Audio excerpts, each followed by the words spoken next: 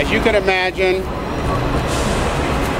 we are extremely disappointed with this verdict. The verdict is not a true representative of what happened to Officer Grant and what the officer did to him that night.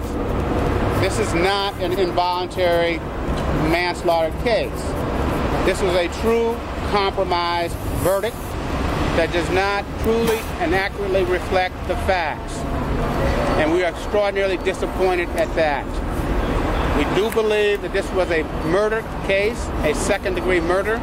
We are surprised that the jury came back as quickly as they did and seemed to be very dismissive of the murder charge and the voluntary manslaughter.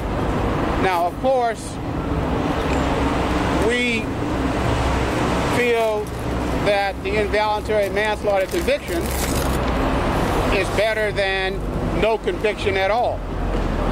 We do recognize and appreciate that there probably is some historical significance that I, in my long history, being involved in police matters since 1979 and well over 30 homicides involving the police, I've never had a case where an officer was convicted of any crime against an African-American male.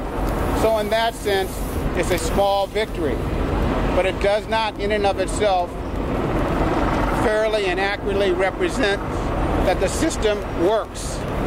But it cannot work in a situation where a person is killed with his hands behind his back, with an officer over him, claiming that he has seen something, and that becomes an involuntary manslaughter, particularly when there was no statements made ever within the first several days of this shooting where the officer claims that, in fact, it was a mistake.